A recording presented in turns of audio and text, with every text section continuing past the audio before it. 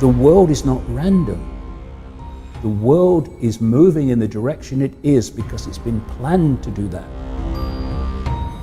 These entities operate in the unseen, overwhelmingly in the unseen.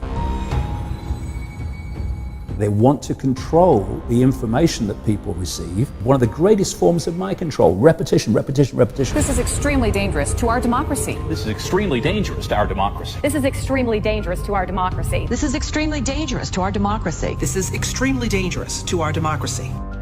If you want people to have a certain perception of a world event, the world in general, of who we are and the nature of reality, then control what people receive and then control their perception. Once they've got your perceptions, they've got you. Trump is the equivalent of a Hollywood actor on the movie screen. While we are focusing on this minutiae of Trump, anti-Trump, left, right, and all this nonsense that we get caught into, Silicon Valley is becoming the center of global control.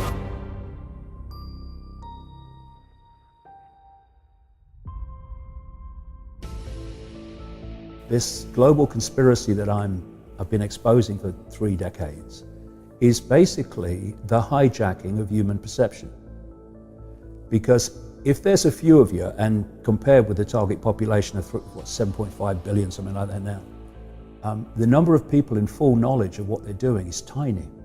Hundreds, thousands. Thousands maximum. At the core, hundreds at the core. At the core of the core, even less. And the rest of the structure is fiercely compartmentalized. So people are daily different parts of this global web structure playing a part in pushing the world in the direction I'm talking about, to this centralized world dictatorship, without realizing that's what they're doing. It's a tiny, tiny number. So given the mathematics, you can't physically control your target population. There's not enough of you. Yes, you can do it through people in uniform, which is manipulating the target population to police the target population, but you can't do it en masse. What you need to do is control the perceptions of the population, because perception is everything. Perception dictates what you believe, what you don't believe, what you'll challenge, what you won't challenge, what you'll accept, you won't accept, support, everything. Once they've got your perceptions, they've got you, and they've got your life, and they've got the collective perception, they have humanity. This is why they want to control the information that people receive and to marginalize alternative ways of looking at the world, because where do perceptions come from? They come from information received. It might be a personal experience, information, or it might be the 10 o'clock news. But with most people, it's going to be the 10 o'clock news, but it's information. So if you want people to have a certain perception of a world event, the world in general, of who we are and the nature of reality, then control what people receive, and then you'll control their perception. So when I look at the world, I see vast numbers of people who are perceptually programmed. And when I break it down in the book, when you look at a human life, it's basically a perceptual programming and download from cradle to grave. You come out of the womb and immediately you're influenced by your parents in terms of your perceptions. And they're not being malevolent, most of the time anyway, the vast majority, but they've been through the system you're about to go through, the process you're about to go through. They've bought it, accepted it as normal, accepted the crazy place to be sane, and therefore out of wanting to do right for you, they'll pass those perceptions on to you. And then, take a deep breath, take a step back, look at it again. When you think about it, Brian, you come out of the womb, and within 4 years, you've only just got here. You're sitting at a desk with an authority figure representing the state's version of everything in front of you, telling you when you have to be there, when you can leave, when you can speak, when you can go to the toilet, when you can eat, what is, what isn't, what's possible, what's not possible, and the nature of everything. And this goes on all the way through your formative years, into higher education, if that's where you go. And it's a download of normal, a perception of normal. What I call it the postage stamp consensus. It's a narrow band of sense of the possible, which has basically been repeated, one of the greatest forms of mind control, repetition, repetition, repetition, all the way through your formative years. You then go out from there into the institutions. You become a journalist, you become a politician, you become a doctor, you become a scientist, you become a CEO, whatever. And you take with you into those institutions this core version of normal. And when you go as a young person into those institutions are already pillars, solidified concrete pillars of the same sense of normal. So now you've left school, but where you're working is still confirming to you that the madhouse is sane and normal is how things are.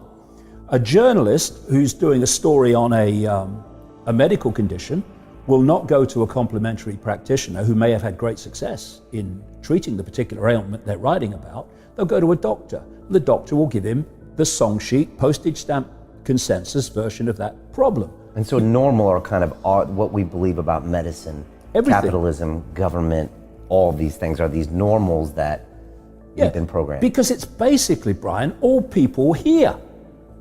I call it the mainstream everything. The mainstream media, mainstream science, mainstream medicine, mainstream journalism, it's all unknowing, most of them, the vast majority, agents of the postage stamp consensus. Then you add the fact that the global media, now 24/7, is reporting world events constantly, in all their multiple different ways, from the same postage stamp normal. So, people like me who left the postage stamp a long time ago and it passed over the horizon a long time ago, we're crazy, not by breaking down what we're saying, but by reflex action, because that's not normal, that's not on the postage stamp. Then you look at politics, and where you've got a choice between left, right, and center, what's called the political class. That's very, very true, political class, but I would call it something else. It's the postage stamp consensus political class, because the left in politics is on the left of the postage stamp, the centre somewhere in the centre, and the right's on the right of the postage stamp. But they're all on the postage stamp, still coming from this perception of normal that is about, use another analogy, about the size of a pea. It's the illusion of choice. Yeah, exactly. Then you have peer pressure, because all those people who, the vast majority, have accepted this download of normal, with the blinkers on. I have no problem with that. If you want to give your mind away to someone else's perceptual program, fine. The problem comes when those people think that they can then dictate, ridicule, intimidate those that have a different view. Because that's psychological fascism for me. Up to this point, they have manipulated human perception by manipulating the information people receive. The plan is to go beyond that, where they are the perception. And what I'm talking about, of course, is artificial intelligence, which brings us back to the devil's playground, Silicon Valley. Because that is increasingly the center. In the shadows is where it's coming from. But in terms of the world that you can see, Silicon Valley is becoming the center of global control. Not only is it driving, people will be shocked to see how deep Google, it's just a search engine, and Facebook, it's just a social media platform. To see how deep they are in the transhumanist agenda of connecting the human brain to artificial intelligence so that artificial intelligence becomes the human mind. And that's not me pulling this out of the ether. I'm quoting there a Google executive, Ray Kurzweil, one of the global PR men for Frankenstein.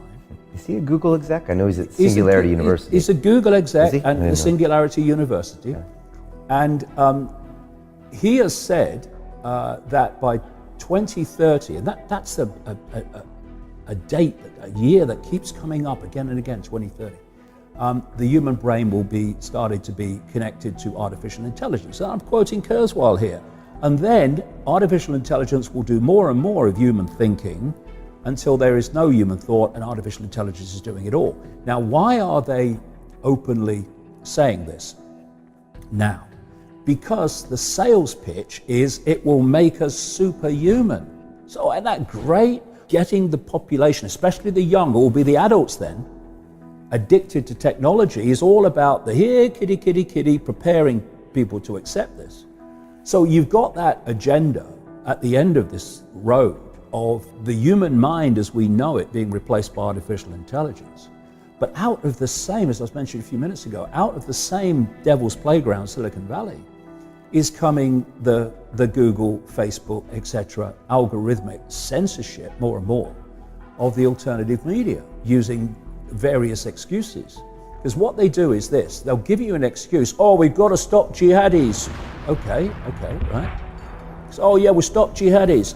Okay. And then they widen it and widen it. It's not jihadis anymore, it's people like me.